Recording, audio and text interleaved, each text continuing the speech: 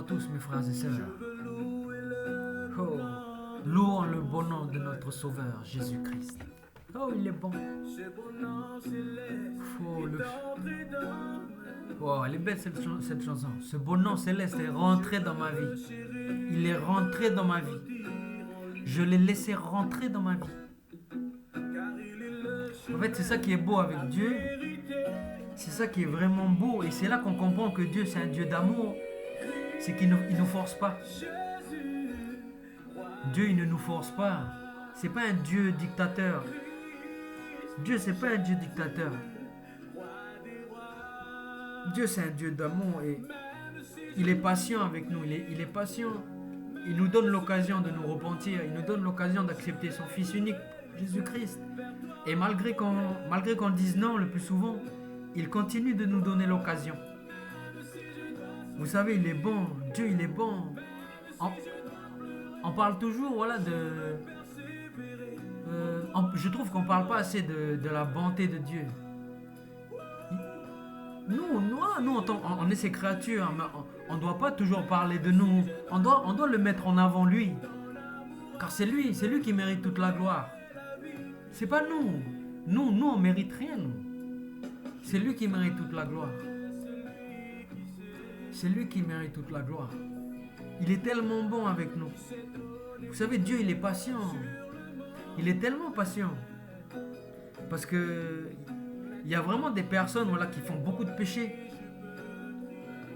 De façon, c'est pas un jugement. C'est de façon, on établit des faits. Ça, on sait que dans la vie, il y a des personnes qui font des péchés, qui font des meurtres, qui font des assassinats. On sait. On le sait, on est au courant de ça. Donc, dans la vie, il y a des personnes qui font beaucoup de péchés. Il y en a d'autres qui en font un peu moins. Il y en a d'autres, mais de façon générale, on est tous pécheurs. Mais il y en a qui font beaucoup plus de péchés que d'autres. Mais Dieu, il est bon, parce que Dieu, il pourrait les enlever de la terre. Parce qu'il est tout puissant, il fait ce qu'il veut. Il fait ce qu'il veut, Dieu. Il est au-dessus des cieux, et puis c'est lui le maître de la terre. Il peut enlever la vie à un être humain. Il fait ce qu'il veut. Il faut bien comprendre ça, que Dieu, il fait ce qu'il veut.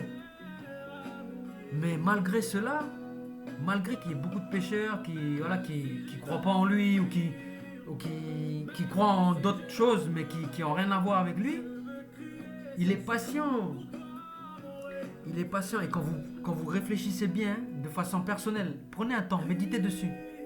Sa bonté, elle est énorme. Elle est énorme, sa bonté, parce que il a tous les pouvoirs. Mais il n'use pas de tous ses pouvoirs.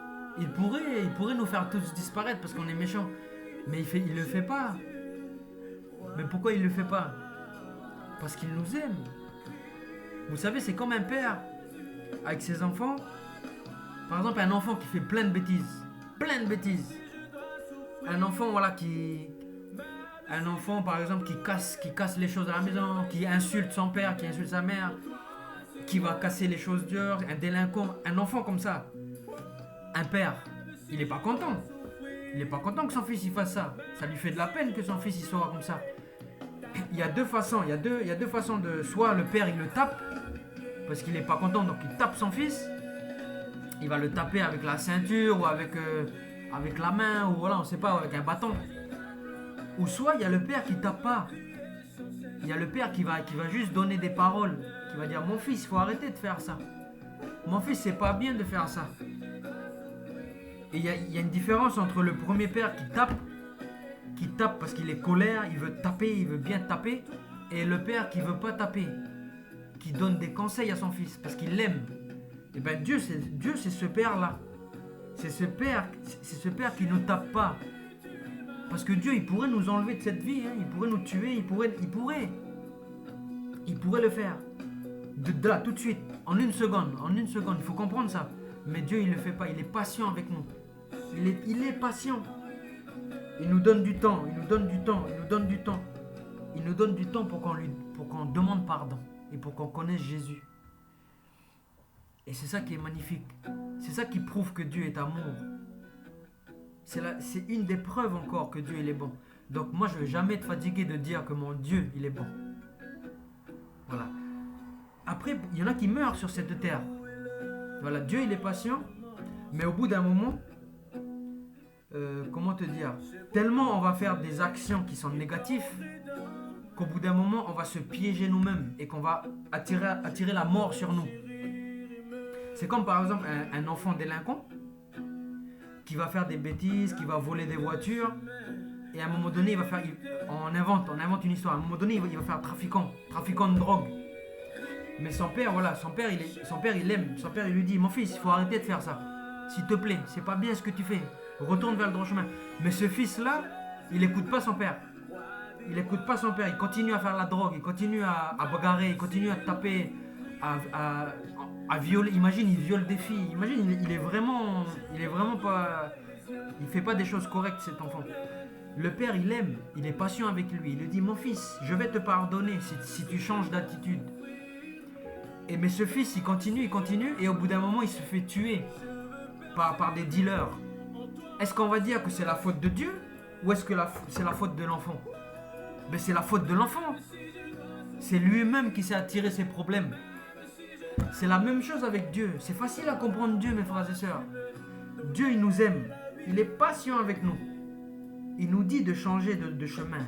Il nous dit de retourner vers l'amour. Il nous dit d'aimer notre prochain. Il nous dit d'être miséricordieux, d'être patient, d'être doux. Il nous dit de se réconcilier avec lui. Il nous dit de croire en Jésus. Mais si on décide de continuer dans notre bêtise, à faire des bêtises, à faire des péchés, on va s'attirer nous-mêmes des problèmes. Tout comme l'enfant là, il s'est attiré des problèmes, il s'est fait tuer après par des dealers. C'est la même chose pour nous. Dieu, il nous laisse. Il va pas nous forcer à revenir vers lui. Dieu, il nous laisse le libre arbitre. Donc, on s'attire nous-mêmes nos problèmes. On s'attire nous-mêmes En fait, on cause nous-mêmes notre mort. Ceux qui meurent jeunes, ceux qui meurent dans des guerres, tout ça. Mais ils attirent eux-mêmes c'est eux-mêmes qui attirent leur mort. Faut pas croire que c'est Dieu qui arrive. Moi, je te tue, moi, je te tue, moi, je te tue. Dieu, c'est pas un... Dieu, il faut avoir une vision on n'a pas un Dieu militaire, un Dieu qui tue des gens. On a un Dieu d'amour, mes frères et sœurs. Donc tout ça pour vous dire, mes frères et sœurs, que Dieu, il est bon. Prenons conscience de cette bonté. Il n'y a aucun être humain qui peut être aussi bon que ça. Parce que nous, les êtres humains, on n'est pas patients. On va pardonner une fois, on va pardonner deux fois, on va pardonner trois fois. Au bout d'un moment, ça va nous énerver. Mais Dieu, il nous pardonne, mais combien de fois il nous pardonne? Il est tellement bon avec nous. Prenons conscience de ça. Prenons conscience de ça, mes frères et sœurs. Eh oui, Dieu, il est bon. Et vous savez quand ça va arriver, vous savez, à l'époque de Noé. Pourquoi je donne l'exemple de l'époque de Noé? Parce que Jésus, il donne cet exemple. Jésus, il a dit, quand ce sera la fin, ça va être comme à l'époque de Noé. En hébreu, c'est Noach. En français, ça fait Noé. Jésus, il a dit, ce sera comme à l'époque de Noé. La fin des temps, ça va être comme à l'époque de Noé. Donc nous, si on est curieux, on va regarder ce qui s'est passé à l'époque de Noé. Ça, on trouve l'histoire dans la Bible. Qu'est-ce qui s'est passé à l'époque de Noé? On sait qu'il y a eu le déluge. Le déluge, c'est quoi? C'est la destruction de la terre. La destruction de l'humanité. C'est ça le déluge, c'est ça la finalité du déluge. Parce que les êtres humains, ils étaient tellement pécheurs, ils étaient tellement dans le péché, que tout leur péché, ça a amené l'anéantissement de la planète. Et Dieu, il a sauvé Noé avec sa famille. Il y avait Sem, Cham et Japhet, c'était ses trois fils. Il y avait les femmes de ses fils. Il y avait Noé et il y avait la femme de Noé. Donc en tout, ils étaient 8 dans le bateau. Ils étaient 8 et il y avait les animaux aussi, les animaux. Mais qu'est-ce qui s'est réellement passé à l'époque de Noé? C'est que... Parce que ça a mis du temps pour Noé de construire un bateau. Vous savez que c'est pas un petit bateau qu'il a construit, c'est un gros bateau. Parce que pour accueillir tous les animaux et puis pour supporter le déluge, il a fallu que ce soit un gros bateau. Donc il a mis des années à construire le bateau. Il n'a pas mis une journée, il a mis des années. Mais pendant ce temps qu'il construisait le bateau, on imagine, on n'est pas bête, on imagine qu'il y avait des gens qui allaient vers lui et qui disaient « Mais Noé, qu'est-ce que tu fais là? qu'est-ce que tu fais? Pourquoi tu construis un bateau? C'est logique, c'est normal. Et ben Noé, à mon avis, Noé il a dû dire, ben Dieu il m'a dit qu'il faut construire un bateau. Parce qu'il y aura un déluge et vous allez tous mourir. Et les gens ils ont fait quoi? Parce qu'on sait qu'il n'y a personne d'autre qui est rentré dans le bateau. Il n'y a que Noé, ses 3 fils, ses femmes et sa femme, les femmes de ses fils et sa femme. Il n'y a personne d'autre. Ça veut dire que personne n'a cru. Personne n'a cru à ce que Noé il a dit. Donc Noé il a dit, repentez-vous. Repentez-vous et arrêtez de faire le mal. Parce que sinon, il y aura la destruction de la terre. Mais personne n'a écouté. Personne n'a écouté. Il n'y a que Noé qui a écouté. Et Noé c'est une personne juste. Qui avait la foi en Dieu. C'est important cette foi. Hein.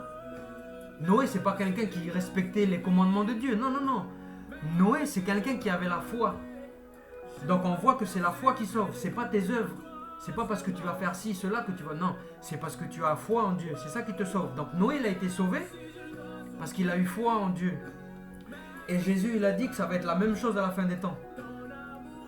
Ça veut dire qu'à la fin des temps, si on fait la comparaison, il y aura des personnes qui vont dire la fin elle est proche, ce sera bientôt le temps du jugement. Repentez-vous et croyez en Dieu. C'est qui dit ça? C'est les chrétiens, mes frères et sœurs. Comparez, écoutez un peu les prédications de toutes les religions. Intéressez-vous. Je ne vous dis pas de m'écouter, intéressez-vous. Il n'y a que les chrétiens qui disent ça. Donnez votre foi en Dieu. Comme Noé, il a donné sa foi en Dieu. Croyez en Jésus. Et vous allez être sauvés du déluge. Ce ne sera pas un déluge là. Ce sera la venue de Jésus. Donc c'est pour ça que Jésus, il a dit, ça va être pareil qu'au temps de Noé. Jésus, il nous a tout dit.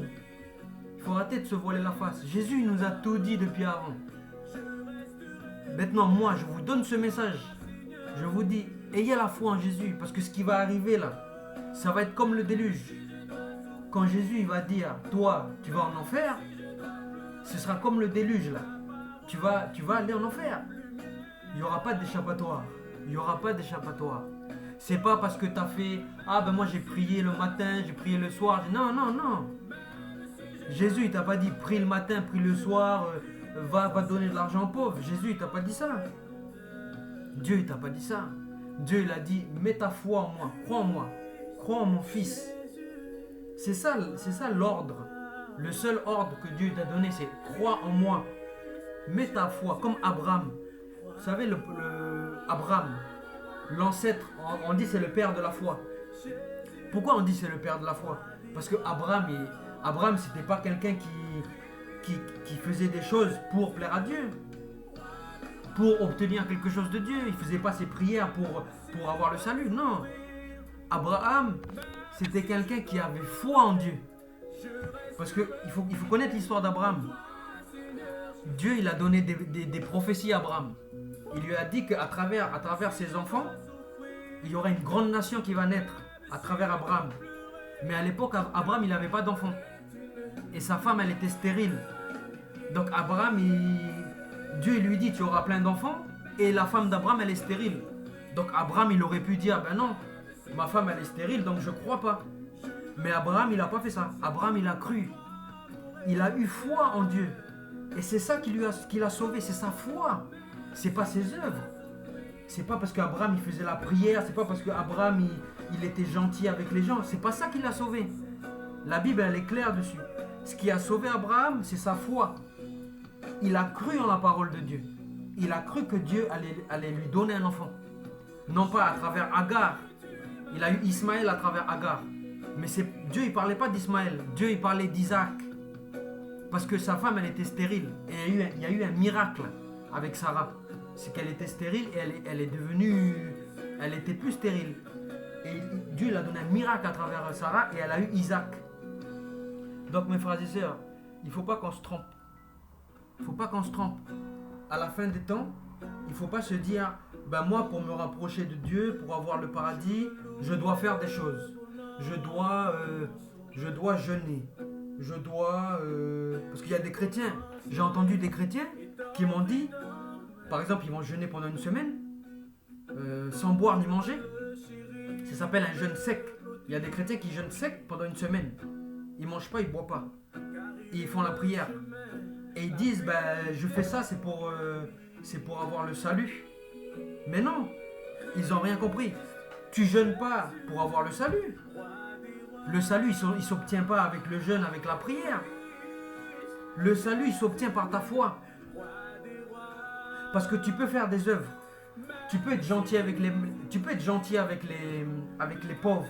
Tu peux faire l'aumône. Tu peux faire tout ça, mais tu n'as pas la foi. Tu crois pas en fait. Tu peux faire toutes ces choses, mais tu crois pas. Mais c'est pas parce que tu as fait ces choses que tu vas être sauvé.